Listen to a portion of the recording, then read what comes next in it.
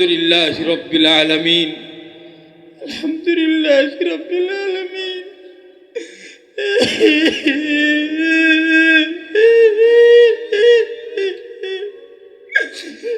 আল্লাহ, এখানে কথা বলার মতো যোগ্যতা আমার নাই। আল্লাহ, অনেক বড় বুজুর্গরা এখানে বসে আছে, তালিবুল আলমরা বসে আছে।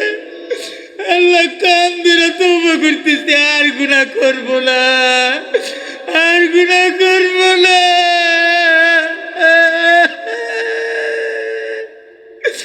আর গুনাহ করব না।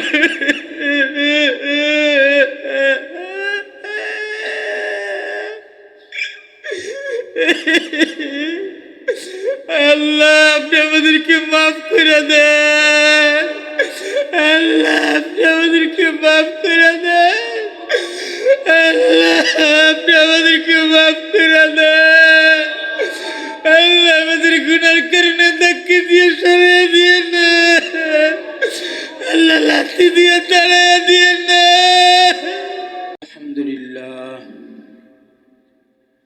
जिंदाबाद जिंदाबाद तालिम सुन्ना जिंदाबाद जिंदाबाद जिंदाबाद तालिम सुन्ना। আলহামদুলিল্লাহি ওয়া কাফা ওয়া সালামুন আলা ইবাদিহিল্লাযীনা ইসতাফা। আম্মা বা'দু ফাআউযু বিল্লাহি মিনাশ শাইতানির রাজীম। বিসমিল্লাহির রহমানির রহিম।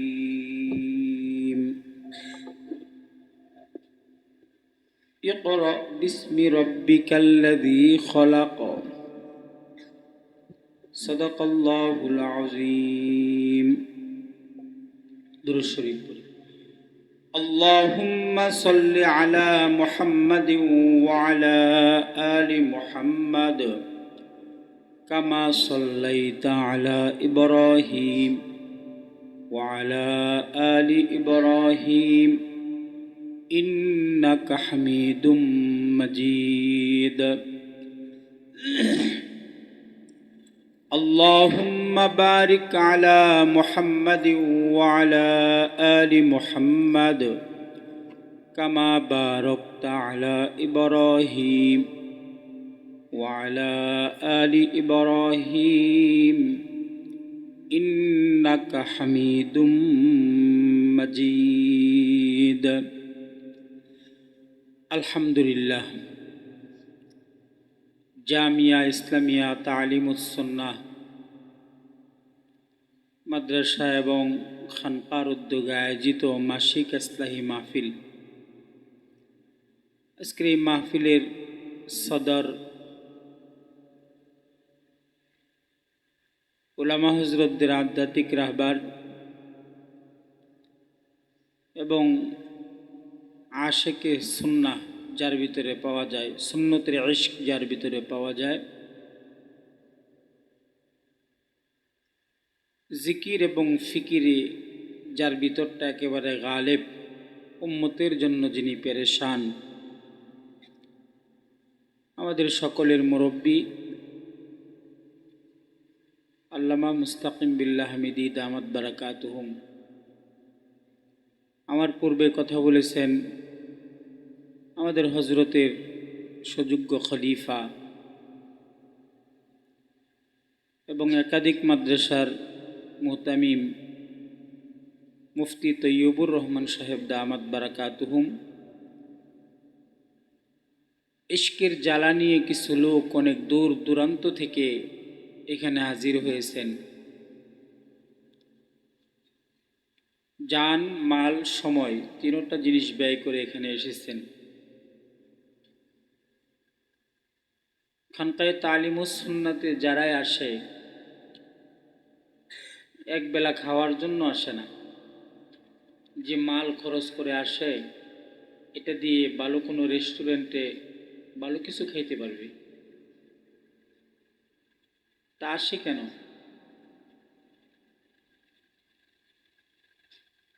নিশ্চয়ই কোনো একটা উদ্দেশ্য নিয়ে আসে। সে উদ্দেশ্যটা কি? যে একজন আহলে দিল আল্লাহ ওয়ালার সোহবতে বসবে, দূর দূরান্ত থেকে কিছু আলেম ওলামা আসবে, তাদের লেকায়াত হবে, জিয়ারত হবে, আর এই বসা, সালাম, মুসাফাহা, শায়েকের সামনে বসা, এসব কিছু মিলিয়ে ভিতরটা একটু জীবিত হবে, চার্জ হবে, যাতে আমলের স্বাদ পয়দা হয়, আখলাকের পরিবর্তন ঘটে এবং আল্লাহর ইশক আর ভালোবাসা কলবের ভিতরে জমা হয়। এর এই একটা উদ্দেশ্য নিয়েই এত দূর দূরান্ত থেকে মানুষ এখানে আসে। মানুষ আসে মানে আলেমরা আসে, যারা মানুষকে পরিচালনা করে, মানুষকে যারা চালায় তারা আসে।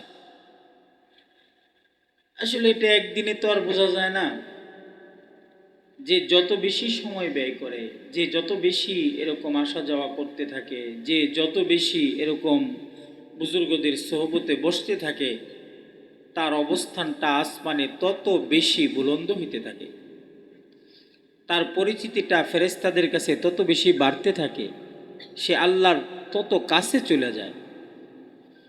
ভাই দুনিয়ার সিস্টেমটা কি? যে এমপির সাথে পরিচয় হইতে গেলে এমপির চেলাপেলাদের সাথে আগে পরিচয় হইতে হয়। আর যদি আল্লাহর সাথে কেউ পরিচয় লাভ করতে চায়, আল্লাহর ঘনিষ্ঠতা, আল্লাহর সাথে একটা মহাব্বতের বন্ধন কেউ যদি কায়েম করতে চায়, তাহলে আল্লাহর লোক যারা, আল্লাহর পরিবারভুক্ত যারা, তাদের সাথে সম্পর্ক রাখা, তাদের সাথে উঠা বসা করা, তাদের খাওয়া দাওয়া, উঠা বসা, লেনদেন, মুআমালাত মুআশারাতকে ফলো করা এবং তাদের এই কাইফিয়াতগুলো নিজের কাইফিয়াতের সাথে মিলিয়ে জীবনটা পরিচালনা করলেই সে আল্লাহর পরিবারভুক্ত হয়ে যায়। তো আমার মনে হয়, আমি যতটুকু জানি, এই মজলিসে যারা আছে, খানকায়ে তালিমুস সুন্নাহর হজরতকে আমার চাইতে বেশি কেউ চিনে না মনে হয়, মানে আমার ধারণা এটা। এখানে যারা উপস্থিত আছে, সবচেয়ে পুরাতন ব্যক্তি আমার মনে হয় এখানে আমি হুজুরের সাথে সফরও করেছি, একই বিছানায় ঘুমাইছি, আবার একই দস্তরখানে কত হাজার বার খাবার খেয়েছি, আর কত যোগাযোগ আর কত সাক্ষাৎ মোলাকাত হয়েছে। আমার এই 12-13 বৎসরের সময়টা হুজুরের সাথে আমি লম্বা একটা সময় ব্যয় করার পরে যেটা বুঝেছি, যে আমার জানা মতে হুজুরের একটা সুন্নতের কাজা তো দূরের কথা, মুস্তাহাবের কাজও আমি দেখি নাই। ইবাদতের প্রতি এত ইশক, এত ভালোবাসা। এবং আমি সারা দেশে এই কথাটা বলি যে অলি তো অনেক আছে, কেউ হঠাৎ অলি হয়ে যায়, কেউ 5 বছরে অলি হয়, কেউ 10 বছরে অলি হয়, কিন্তু খানকায়ে তালিমুস সুন্নাহর শায়েখ হলো মাদারজাত অলি। মায়ের পেট থেকে বের হইছে আর তালিবুল এলেম অবস্থায় মুফতি নুরুল্লাহ রহমতুল্লাহ আলাইয়ের খেদমত করতে করতে করতে করতে এবং ওনার আব্বা, ওনার আম্মা, ওনাদের কাছ থেকেও কিছু শিখতে শিখতে উনি বাচ্চা বয়স থেকেই বেলায়েত পেয়েছেন। মুফতি নুরুল্লাহ রহমতুল্লাহ আলাইয়ের দীর্ঘ সময় ওনার সোহবত উঠাইছেন, ওনার কাছে থাকছেন, ওনার খেদমত করছেন। মুফতি নুরুল্লাহ রহমতুল্লাহ আলাই তো জিন্দাউলি ছিলেন এবং সাহেবে কাশ ছিলেন। পৃথিবীতে সূর্য যতদিন উদিত হবে, মুফতি নুরুল্লাহ রহমতুল্লাহ আলাইয়ের নাম পৃথিবীর মানুষ শ্রদ্ধা এবং সম্মানের সাথে স্মরণ রাখবে এবং তার নামের শেষে রহমতুল্লাহ আলাই বলতে বাধ্য। কেন? এটা তার, মানুষ চলে যায় কিন্তু তার কর্ম থেকে যায়। যদি কেউ খারাপ কাজ করে এটাও থাকে, কেউ যদি ভালো করে এটাও থাকে। কেউ যদি খারাপ করে তাহলে এই খারাপের প্রভাবও জমিনে পড়ে, আর এটা দিয়া সে দুনিয়ার মানুষের কাছ থেকে অভিশাপ পায়। আর কেউ যদি ভালো কাজ করে, এই ভালো কাজ কবরে গিয়েও এটার সওয়াব পাইতে থাকে, মানুষ জমিনে তাদের জন্য মৃত্যুর পরেও দোয়া করতে থাকে। এটা কিয়ামত পর্যন্ত দোয়া এটা জারি থাকে। তো খানকার হজরত তো বাচ্চা বয়স থেকেই বেলায়েত পেয়েছে, অলি, এবং ইবাদতের প্রতি এত জোশ, এত ইশক ওনার, উনি প্রতি 2 মিনিট পরে পরে সুবহানাল্লাহ আলহামদুলিল্লাহ পড়ে। আমি একদিন জিগাইলাম, এত আলহামদুলিল্লাহ কোন কে? হুজুর কয়, লাইন শাকারতুম লাযীদান্নাকুম ওয়া লাইন কাফারতুম ইন্না আযাবি লাশাদীদ। 7 বছর আগে আমি একবার হযরতের সাথে সফর করতেছিলাম, আমাদের তারবিয়ার হযরতের সাথে। জামালপুর একটা বিশাল বড় মহিলা মাদ্রাসা। তো হুজুর সারা রাত সফর করে ওই মাদ্রাসার যিনি প্রতিষ্ঠাতা জেনারেল শিক্ষিত উত্তরায় থাকে, উনি আমাদেরকে নিয়ে গেলেন। উনি সামনের সিটে বসেছেন, বারবার আলহামদুলিল্লাহ আলহামদুলিল্লাহ, আল্লাহ পাক যেই হালতেই রাখে এই হালতেই আলহামদুলিল্লাহ, আল্লাহ আমাকে যেই হালতে রেখে খুশি থাকে আমিও সেই হালতে খুশি আছি, এরকম বারবার বলতেছিল। তো উনি গাড়ি থেকে নামার পর হজরত আমাকে বলল যে মৌলানা, এই যে লোকটা এত আলহামদুলিল্লাহ পড়ে, এই কারণেই আল্লাহ পাক এত মর্যাদার অধিকারী তারে বানাইছে। মানে তার যার জীবনে বেশি বেশি শুকরিয়া, যার ভিতরে আল্লাহর প্রতি যত বেশি খুশি, সে আল্লাহ তারে যে হালতেই রাখছে ওই হালতেই সে খুশি। আর এই হালতে খুশি থাকার কারণে আল্লাহ পাক এই বান্দাকে সাময়িকের জন্য একটু কষ্টের ভিতরে ফেললেও টান দিয়া তার রহমতের কোলে উঠায়া নিজ কুদরতি হাতে তাকে পরিচালনা করে।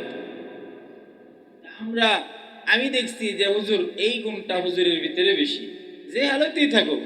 ডাকাতে হুজুরে কুমিল্লাতে ডাকাতে ধরলো না হুজুর, কত সময় জানি রাতের 1টা-2টার সময় হুজুরে আমার একটা বাটন ফোন দিছে। আমি জিগাইলাম, হুজুর আপনি কান্দেন কে? ভাই আমারে মারছে। কি মাইট দিয়ে দিছে? মানে হুজুরে যে এখানে হুজুর তো জাহান্নামে রস করতেছে, ভাই তুমি আল্লাহকে ভয় করো, আল্লাহকে ভয় করো, আল্লাহর কথা স্মরণ করো, এভাবে ওয়াজ করতেছে হুজুরে। কিন্তু ডাকাত তো ডাকাত, এ কি মোল্লা চিনে? ডাকাতে তার মোল্লা চিনে না।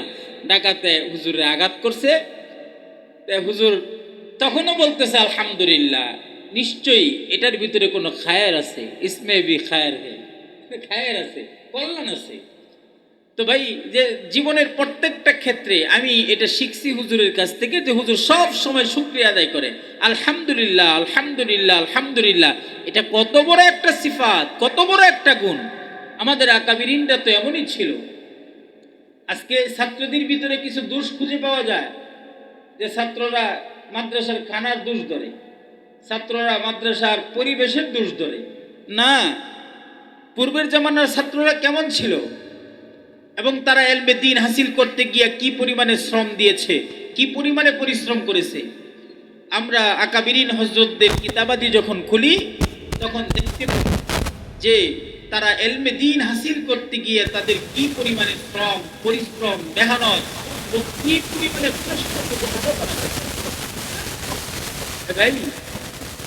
আমাদের দেওবন্দের একজন বুজুর্গ ছিলেন, তারিফের একজন ছিলেন, মাত্র 2টা রুটি খায় সারা সপ্তাহ এলমে দ্বীন শিখতেন, 2 রুটি খায় এলমে দ্বীন শিখতেন। এমনকি আমাদের হাফিজ হুজুর রহমতুল্লাহি আলাইহি কত বড় একজন বুজুর্গ। হ্যাঁ, বাংলাদেশের প্রথম সারির বুজুর্গদের নাম যদি উচ্চারণ করতে হয় তাহলে তো হাফিজ হুজুরকে বাদ দিয়ে লেখা সম্ভব না। শামসুল হক ফরিদপুরি রহমতুল্লাহ আলাইহিকে বাদ দিয়ে ইতিহাস লেখা, আকাবিরদের ইতিহাস বাংলাদেশে লেখা অসম্ভব। তো হাফিজ হুজুর রহমতুল্লাহি আলাইহি দারুল দেওবন্দে যখন পড়তেন তখন 2 রুটি খায় 1 সপ্তাহ থাকতেন। আর হাকিমুল উম্মত মুজাদ্দিদুল মিল্লাত শাহ আশরাফ আলী থানভী রাহমাতুল্লাহি আলাইহির সোহবতে গিয়ে গিয়ে নিজের ভিতরের জগৎকে উন্নত করতেন।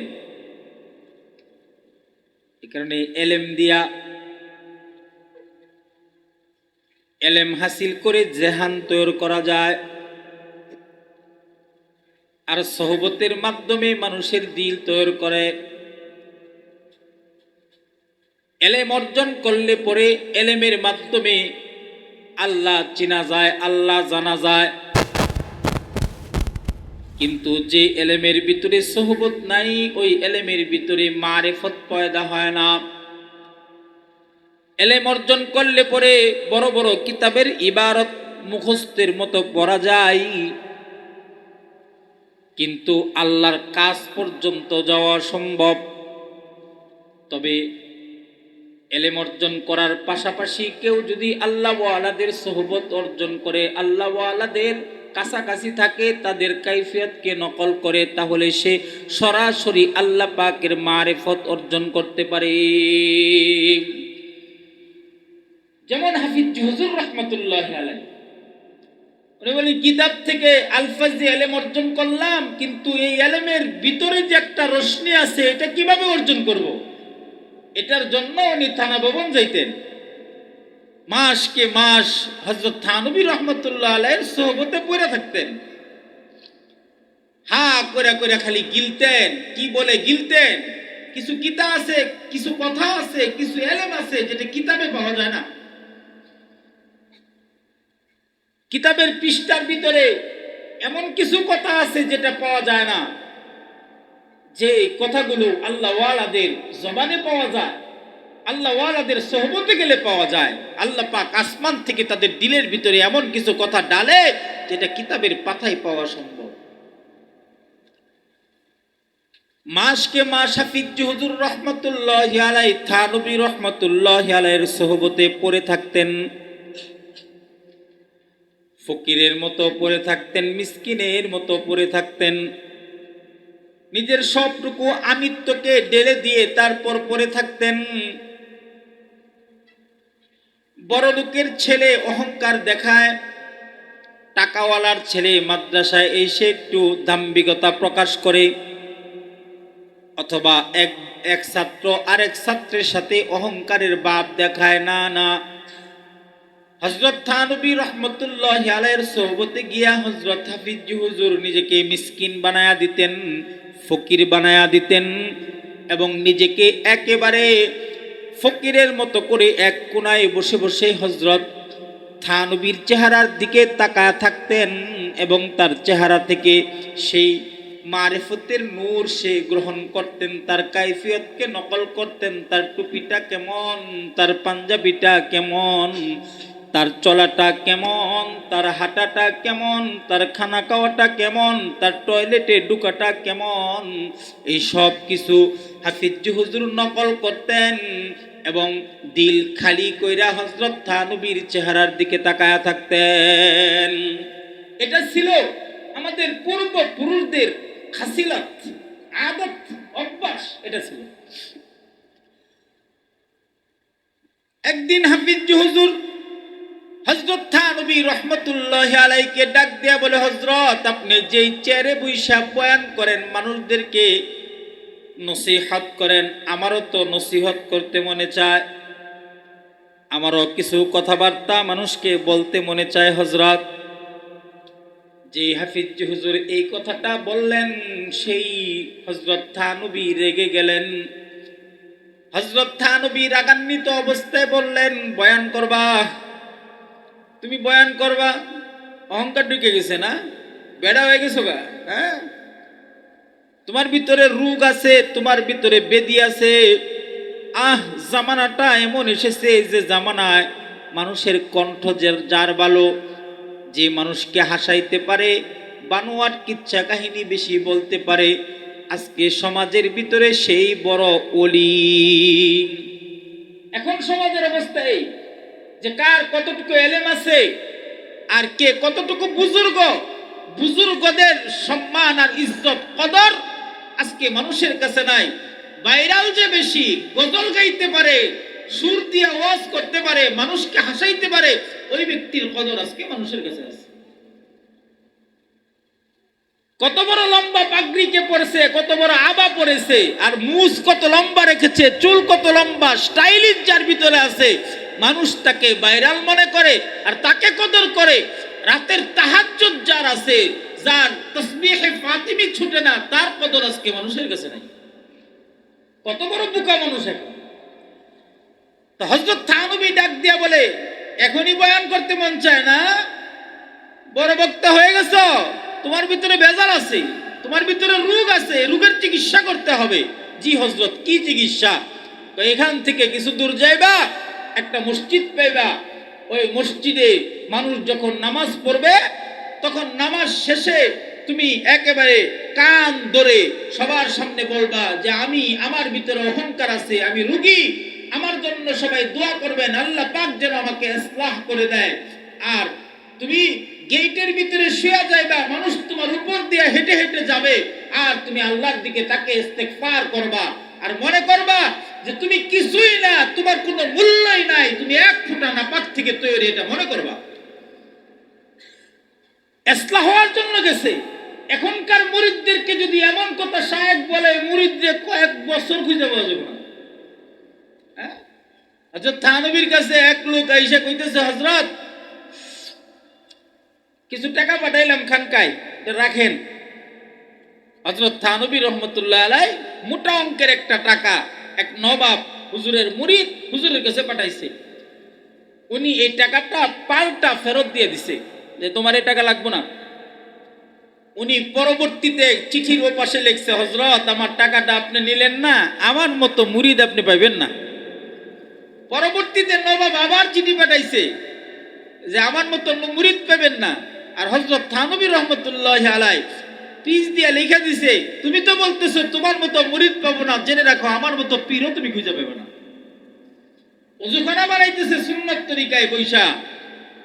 এক লোক এসে কয়, হুজুর আমি শরীক হইবার চাই, আমার টাকাগুলো নেন। হযরত থানবী কয়, না আপনার টাকা নেওয়া যাবে না, আপনার টাকা লাগবে না। কোনা হুজুর আমি দিল থেকে দিতেছি, ইখলাসের সাথে আমার টাকাটা গ্রহণ করেন। কোনা আপনার টাকা নিব না। আবার বলতেছে, হুজুর যদি নিতেন মেহেরবানি করে খুব ভালো হইতো। এরপর হযরত থানবী বললেন, ওর টাকাটা ওইখানে রাখো। রাখছি। এরপর হুজুরের সাথে বসছে, মিস্ত্রি কাজ করতেছে। হযরত থানবী রহমতুল্লাহ কাজ সুন্দর করে দেখায় দিতেছে। কিছুক্ষণ পর ওই লোকটা পাশ থেকে লাফ দিয়ে উঠা কয়, এই কাজটা এইভাবে না, এইভাবে করো। হযরত থানবী বলে, ওর টাকাটা ওর মুখে ফিক্কা মারো। সুবহানাল্লাহ কর না। ওর টাকা লাগবে না, ওর টাকা দিছে দেখে আজকে আমি সুন্নত তরিকায় কিভাবে সুন্দর করা যায় এটা বলতেছি। আর মাঝখান দিয়ে সে কথা বলছে, ওর টাকার প্রয়োজন না, ওর টাকা ওর মুখে ফিক্কা মারো। এমন ছিলেন আমাদের আকাবিরিরা। আর এখন যদি মুরিদকে এমন কথা বলা হয়, তো মুরিদের ছায়াও খুঁজে পাওয়া যাবে না। কি ফুরের কাছে মুরিদ হইলাম, যে অহংকার, যে ভাব, যে এই অবস্থা, এমন কথা বলা শুরু করে দিল। ঠিক কিনা ভাই? হাকিমুল উম্মত মুজাদ্দিদুল মিল্লাত শাহ আশরাফ আলী থানবী রাহমাতুল্লাহি আলাইহি হাফিজ হুজুরকে পাঠায়া দিলেন এক মসজিদে। মসজিদে নামাজ হইছে। নামাজ শেষ হওয়ার পরে এক কোনায় দাঁড়ায়া হাফিজ হুজুর এভাবে কান ধরেছে। কান ধরে ধরে বলতেছে, ভাই আমি বড় গুনাহগার, আমার ভিতরে কিবির আছে, আমার ভিতরে অহংকার আছে, ভাই আমার ভিতরটা নষ্ট হয়ে গেছে, ইসলার জন্য এসেছি, আপনারা আমার জন্য দোয়া করবেন, আল্লাহ পাক যেন আমাকে ইসলাহ করে দেয়। হযরত থানবী বলে দিয়েছিলেন, কেউ কিছু দিলে খাইবি না, কেউ কোনো হাদিয়া দিলে গ্রহণও করবি না। না খেয়ে হাফিজ হুজুর সেই মসজিদের কোনায় পড়ে থাকেন। 5 ওয়াক্ত নামাজের পরে উনি দাঁড়ায়া দাঁড়ায়া খালি বলেন, আমাকে আমার ইসলার দরকার, আল্লাহ যেন আমাকে ইসলাহ করে যায়, আপনারা দোয়া করবেন। গেটে শুয়ে যায়।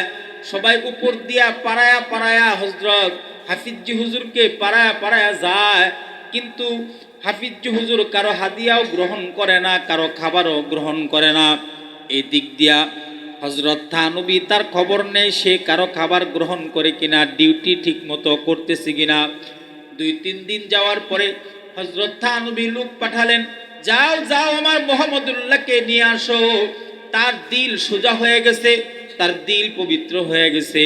এবার হযরত থানবী তাকে কাছে নিয়ে আসলেন, খুব মজা করে তারে খানা খাওয়াইলেন, আর নিজের চেয়ারে তাকে বসায়া দিলেন, আর বললেন, মুহাম্মদুল্লাহ আমানত দিয়া দিলাম, হাজী সাহেব হুজুর যে আমানত আমাকে দিয়েছিল, এই আমানতটা আমি তোমাকে দিয়ে দিলাম, যাও যাও মেহনত শুরু করে দাও, বয়ান শুরু করে দাও।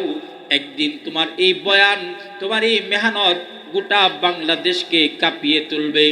হযরত হাফিজজি হযরত থানবীর ইজাজত এবং দোয়া নিয়ে বাংলাদেশে এসেছেন, এমন একটা বিপ্লব ঘটাইছেন, এমন একটা মেহনত করছেন, এমন মানুষের কলবকে সোজা করছেন, তার কলবের ভিতরে আল্লাহর ইশক আর মোহাব্বত এমন ভাবে ঢুকাইছেন, গোটা পৃথিবীতে মুহাম্মদুল্লাহ হাফিজজিকে সবাই চেনে, কিয়ামত পর্যন্ত চিনবে।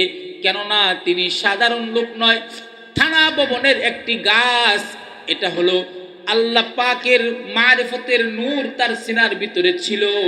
এই মারিফতের নূর দিয়েই তিনি গোটা বাংলাদেশকে জয় করেছেন।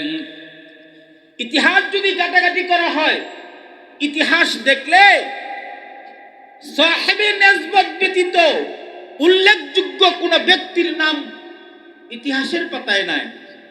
হযরত ইমাম আজম আবু হানিফা রহমতুল্লাহ আলাইহি থেকে শুরু করে সমস্ত হাদিসের কিতাবের মুসান্নিফ, সমস্ত কিতাবের মুসান্নিফ, যত আকাবিরের নাম আমরা শুনি, সমস্ত আকাবিররা কারো না কারো সোহবতে ছিলেন, কারো না কারো সোহবতে গিয়ে নিজেকে শুদ্ধ করেছেন, নিজেকে পরিচ্ছন্ন করেছেন, নিজের ভিতরটাকে জাগাইছেন, জাগ্রত করেছেন, ভিতরটাকে একেবারে স্বচ্ছ বানাইছেন। এবার সে চোখ দিয়ে যা দেখে সব ভালো দেখে, এবার সে চোখ দিয়ে আরেকজনকে দেখে তো নিজের মতো করেই দেখে, কেননা তার ভিতর পরিষ্কার। কথা বলেন ঠিক কি না? মুহতারাম হাজিরিন এবং আমার আজিজ তুলাবা এবং দূর দূরান্ত থেকে আগত আমার ভাইয়েরা, আমি একটা কথাই বলবো, হাকিমুল উম্মত থানবীর মতো ব্যক্তি হাদিসা হুজুরের সোহবতে গিয়ে সোনার টুকরা হলো। আরে ইমাম আজম আবু হানিফার ইলম কি কম ছিল? ইমাম আহমদ ইবনে হাম্বলের ইলম কি কম ছিল? ইমাম শাফির ইলম কি কম ছিল? এরকম ভাবে ইমাম আহমদ ইবনে হাম্বলের ইলম কি কম ছিল? ইমাম বুখারীর ইলম কি কম ছিল? ইমাম মুসলিম, তিরমিজি, মুসনাদ আহমদ, এই সমস্ত ইমামদের ইলম কি কম ছিল? রশিদ আহমদ গঙ্গুহির ইলম কি কম ছিল? কাসেম নানুতুবির ইলম কি কম ছিল? আব্দুর রহিম রায়পুরীর ইলম কি কম ছিল? বলে তাদের ইলমে, তাদের সিনা থেকে শুরু করে মাথা থেকে পা পর্যন্ত ইলমে ভরপুর ছিল। এরপরেও এই ইলমটাকে মারিফতের নূর দিয়ে সজ্জিত করার জন্য কোন না কোন বুজুর্গের জুতার কাছে গিয়ে বসে থাকতেন, জুতা সোজা করতেন, রাতের অন্ধকারে গিয়ে বাথরুম পরিষ্কার করতেন এবং নিজের শায়েখের জামা ধুয়ে দিতেন, রাতের বেলা নিজের শায়েখের এরকম তাহাজ্জুদের পানিটা আগায় দিতেন। উদ্দেশ্য একটা, ভিতরের যে অহংকার নামক যে রূপটা আছে, রূপটাকে বের করা, একটাই উদ্দেশ্য। এখানে যারাই আসে সবাই নিজেকে শুদ্ধ করার জন্য আসে, যারাই আসে এখানে সবাই নিজের ভিতরের গর্মিটাকে বের করার জন্য আসে। আপনি হাস্তি কো মিঠা দো আগার কুছ মর্তবা চাহো, ভিতরে যে নিজের একটা হাস্তি আছে, এই হাস্তিটাকে বের করে দিয়ে দিলটাকে খালি করে নিজেকে একেবারে মিঠায়া দিয়ে দিতে পারবে, আল্লাহ পাক তাকেই কবুল করে নেবে। কথা কয় না, মুর্দাগর মতো বয়া থাকলে কথা কন সুবহানাল্লাহ জুড়ে কন। কবরস্থান তো না নাকি, এটা খানকা, এখানে তো জজবা থাকার দরকার। ঘুমন্ত মানুষের মতো বসে থাকলে হবে না। এখানে এক একজনের চেহারার ভিতরে, এক একজনের কণ্ঠের ভিতরে, এক একজনের চোখে মুখে আগুন থাকতে হবে, উজ্জীবিত থাকতে হবে, চিৎকার মেরে বলতে হবে আল্লাহর নাম, চিৎকার মেরে তাকবীরের উচ্চারণ করতে হবে, তাহলে না বোঝা যাবে যে আপনারা জীবিত আছে। আনোয়ার শাহ কাশ্মীরি রহমতুল্লাহি আলাইহি, কে ছিল তিনি? তাকে আল্লাহ পাক এত পরিমাণে ইলম দান করেছেন যে কিতাব বহু বছর আগে একবার পড়েছে, সেই কিতাব বহু বছর পরে নিজে হুবহু লেখা দেখাই দিতেন। মালাবুদ্দামিন কথা কোন ঠিক কি না? বুঝে না কথা, বুঝে না, ঠিক না বেঠিক বলেন? এত বড় একজন আলেম সোহবতে গেছে তো আল্লাহ পাক আনোয়ার শাহ কাশ্মীরির নাম স্বর্ণ অক্ষরে একরকম লেখা দিছে। সোহবত এত দামি, লেগে থাকতে হবে। একদিনে বোঝা যাইব? জুনায়েদ বাগদাদির কাছে এক লোক আইছে, আয়া কইতে হুজুর আমি মুরিদ হমু। মুরিদ হও। মুরিদ হইছে, হুজুরের সোহবতে সময় লাগাইতেছে, থাকতেছে। 2-3 বছর পরে মনে মনে চিন্তা করে যে কার কাছে মুরিদ হইলাম, এখনো পর্যন্ত কোনো কেরামতি দেখলাম না, কোনো কারামত নাই। জিজ্ঞেস করে হুজুর আপনি কেমন পীর? কোনো কেরামতি দেখলাম না এখন পর্যন্ত। আপনি যাই নামাজের উপরেও বসলেন না, বাঘের উপরেও সওয়ার হইলেন না, পাহাড়ে উঠে গেলেন না, এরকম অলৌকিক কোনো ঘটনা আপনার ভিতরে পাইলাম না, আপনি কেমন পীর?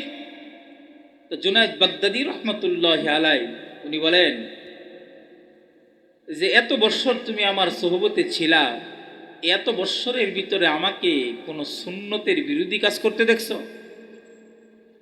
সুন্নত বিরোধী কোনো কাজ করতে দেখছো? সুন্নতের বাইরে গিয়া কাজ করছি দেখছো? কোনা হুজুর এর চাইতে বড় কারামত আর কি হইতে পারে? সুবহানাল্লাহ কয় না? আর একটু আস্তে সুবহানাল্লাহ কোন, আরে চিৎকার মেরে বলেন সুবহানাল্লাহ। দেখছো সবচেয়ে বড় ওলি সে যার প্রত্যেকটা কাজ সুন্নত তরিকা হয়, যেটা আমরা হুজুরের কাছে দেখতে পাই। কথা কয় না? আপনারা দেখছেন কিনা জানি না, আমি সুন্নতের বাইরে কোনো কাজ হুজুরে দেখি নাই করতে। এর চাইতে বড় আল্লাহর ওলি আর কে হইতে পারে? জীবিত থাকা অবস্থায় কেরামতি প্রকাশ করতে হয় না। এরপরে আমি কিছু বইলা ফেলাই আর কি। আমি দিশা হুজুরের দোয়া ডাইরেক্ট কবুল, আলহামদুলিল্লাহ বলেন। যার জন্যই দোয়া করে, হুজুর আমার তো একটু সমস্যা, দোয়া চাই, আমি দোয়া করতেছি, আল্লাহ আপনারা সহজ করে দিবে। 10 মিনিট পরে কেউ হুজুর আলহামদুলিল্লাহ আপনার দোয়ার বরকতে কাজ হয়ে গেছে। এরকম 1-2টা ঘটনা না, হাজার হাজার ঘটনা আছে। হুজুরের সাথে চলি তো আমরা, ওদের পাওয়ারে আমগর দিয়ে একটা দোয়া কবুল হয়। অনেক মানুষ আমগর কাছে দোয়া চায়, আমগর দোয়া কবুল হয় না। ওই ছাত্র করে নিয়ে দোয়া করি, চাউল টাউল দেয়, মাঝে মাঝে ডাল তেল টেল দেয় মাদ্রাসায়। যখন দোয়া টোয়া করি, বাচ্চারা তো নিষ্পাপ, নিঃসন্দেহে এদের দোয়া কবুল, ঠিক না? বাচ্চাদের দোয়া কবুল না? হ্যাঁ, আমাদের এক বুজুর্গ বলতেন, আমাদের এক বুজুর্গ ছিলেন পূর্বের জামানায়, জুন্নুন মিশরি রহমতুল্লাহ আলাই। এত বড় একজন বুজুর্গ ছিলেন, হঠাৎ করে ওনার দোয়া কবুল হওয়া বন্ধ হয়ে গেল। দোয়া কবুল হয় না। খুব রোজা রাখতেছেন, খুব কান্নাকাটি করতেছেন, খুব মুরাকাবা করতেছেন, খুব জিকির আজগার করতেছেন, কিন্তু কোনো কাজ হচ্ছে না।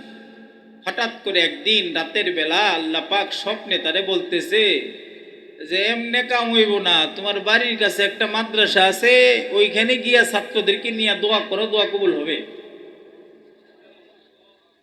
উনি মাদ্রাসায় গেছেন, এত বড় একজন বুজুর্গ মানুষ, মাদ্রাসার কাছে যাওয়ার সাথে সাথে উস্তাদরা সব লাভ দিয়া দাঁড়ায় গেছে। হ্যাঁ, এত বড় একজন বুজুর্গ আসছে, একেবারে ইস্তেকবাল, কত খানা দানা থেকে শুরু করে কত আদর আপ্যায়ন।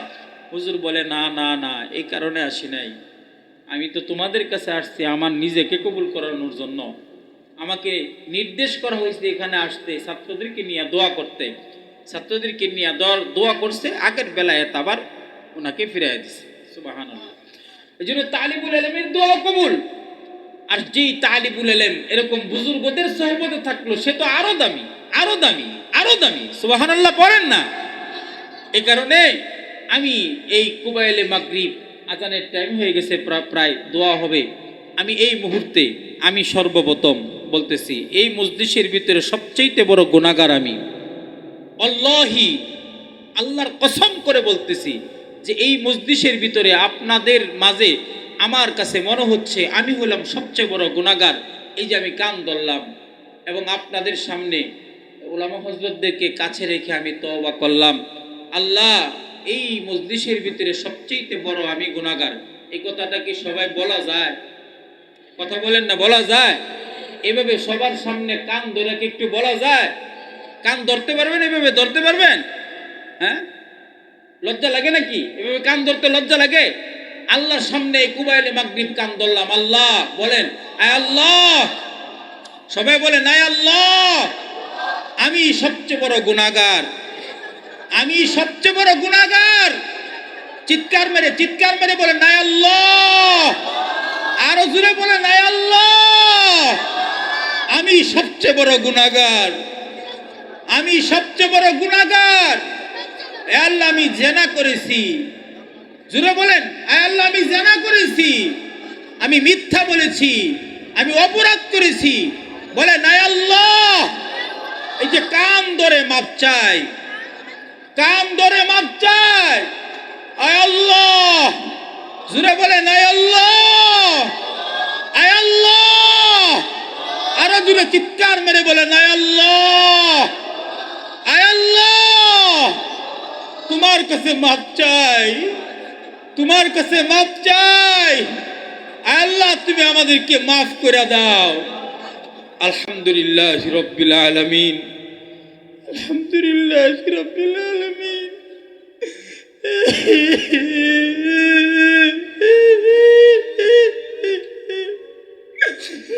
আল্লাহ এখানে কথা বলার মতো যোগ্যতা আমার নাই। আল্লাহ অনেক বড় বুজুর্গরা এখানে বসে আছে, তালিবুল আলমরা বসে আছে। আল্লাহ কান ধরে তওবা করতেছে, আর গুনাহ করব না, আর গুনাহ করব না,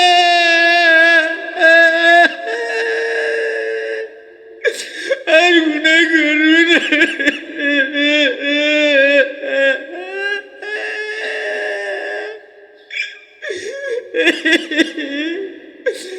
আল্লাহ আপনি আমাদেরকে মাফ করে দেন, আল্লাহ আপনি আমাদেরকে মাফ করে দেন, আল্লাহ আপনি আমাদেরকে মাফ করে দেন। আল্লাহ আমাদের গুনার কারণে ধাক্কা দিয়ে সরিয়ে দিয়ে না, আল্লাহ লাথি দিয়ে তাড়াইয়া দিয়ে না।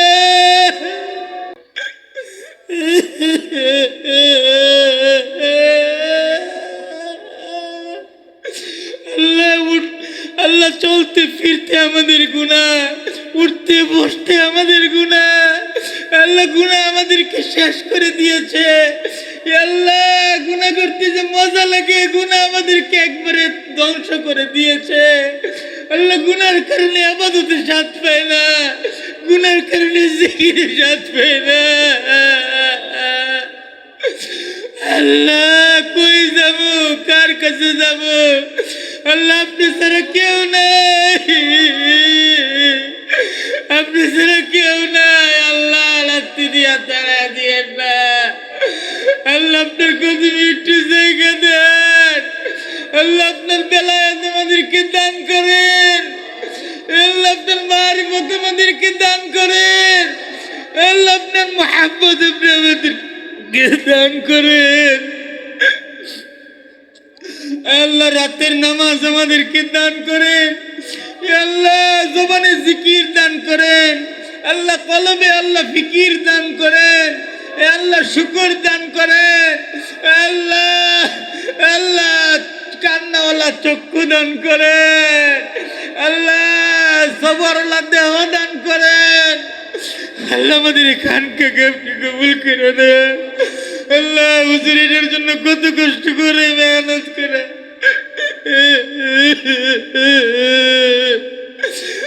সবাই একটু চিৎকার করে আল্লাহকে ডাক দেন, ইয়া আল্লাহ, আয় আল্লাহ, আয় আল্লাহ। আল্লাহ খানকাকে ভিক্ষা চায়, আল্লাহ গোটা এলাকা জুড়ে খানকা বানায়া দেন, আল্লাহ জায়গার পরিমাণ বাড়ায়া দেন, আল্লাহ ইট বালি রড সিমেন্টের ব্যবস্থা করে দেন, আল্লাহ গোটা এলাকাকে আল্লাহ মাদ্রাসা উদ্দিন মাইল করে দেন, আল্লাহ অনেক টাকা ঋণ দূর করে দেন। আল্লাহ আল্লাহ আমাদের হুজুরের আব্বাকে আপনি নেক হায়াত দান করেন, হুজুরের আম্মার কবরটা জান্নাতের বাগান বানায়া দেন। আল্লাহ হুজুরকে আপনি আল্লাহ নেক হায়াত দান করেন, হুজুরের আহলিয়া হুজুরের সন্তানগুলোকে আপনি কবুল করেন, হুজুরের সকল সালিকিনদেরকে আপনি কবুল করেন, ইয়া আল্লাহ মুজাজিনদেরকে আপনি কবুল করেন, হুজুরের তত্ত্বাবধানে যত মাদ্রাসা সব আপনি কবুল করে নেন। আল্লাহ দূর দূরান্ত থেকে কত উলামা হযরতরা আসছে, আল্লাহ সব উলামা হযরতদেরকে আপনি কবুল করে নেন। আল্লাহ সবার এই মেহনত আশা যাওয়াকে আপনি কবুল করে নেন। আল্লাহ আমাদের সকল মাদারিসগুলো কবুল করে নেন। আল্লাহ আমাদের সকল মুরব্বীদেরকে কবুল করে নেন। আল্লাহ আমাদের আমিদের হুজুরকে আল্লাহ আরো চমকায়া দেন, আরো চমকায়া দেন, আরো চমকায়া দেন, আরো চমকায়া দেন, আরো চমকায়া দেন।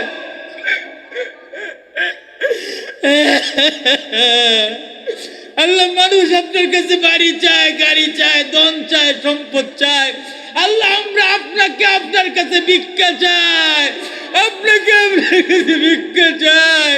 আমাদেরকে আপনার করে নেন, আপনি আমাদের হয়ে যান। আল্লাহ আমাদের হযরত আল্লাহ দেওনাকে কবুল করে নেন। আল্লাহ আমাদের মামুনুল্লাহ হুজুরকে কবুল করে নেন। আল্লাহ আমাদের তারবিয়া হযরতকে কবুল করেন, বাংলাদেশ মুসলিম কাউন্সিলকে কবুল করেন, হুজুরের আগামীকালকে প্রোগ্রামকে কবুল করে নেন। আল্লাহ এখানে যারা আসছে কতজনের নাম বলবো, সবাইকে আপনি কবুল করেন, সবাইকে আপনার রহমতের চাদর দিয়া ঢাইকালন।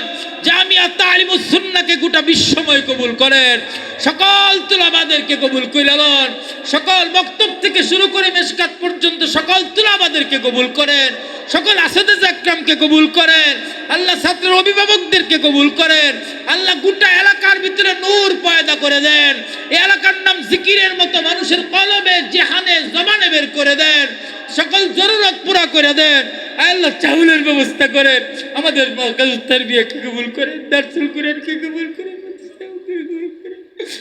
আল্লাহ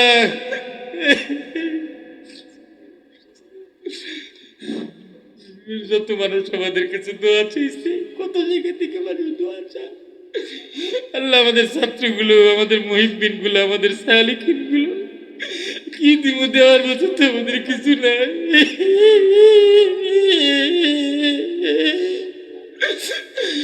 না, আপনি তাদের সাহায্য প্রয়োজন, অনেকের খেদমতের প্রয়োজন আল্লাহ, অনেকের টাকার প্রয়োজন, অনেকের সন্তানের প্রয়োজন আল্লাহ, যাদের যা লাগবে আপনার পক্ষ থেকে আপনি দিয়া দেন আল্লাহ, আল্লাহ আপনার পক্ষ থেকে আপনি দিয়া দেন আল্লাহ, আল্লাহ এখানে কত মানুষ টাকা পয়সা দেয়, ঋণ দেয়, টাকা দেয়, দান করে আল্লাহ, হুজুরকে কোত্থেকে দিবে আপনি না দিলে, হুজুর যা ছিল সব তো দিয়েই দিছে আল্লাহ, আপনার যারা উপায় নাই, আপনার খাজানা থেকে ব্যবস্থা করে দেন, আপনার খাজানা থেকে ব্যবস্থা করে দেন। সুবহান রাব্বিকা রব্বিল ইজ্জাতি আম্মা ইয়াসিফুন ওয়া সালামুন আলাল মুরসালিন আলহামদুলিল্লাহি রাব্বিল আলামিন।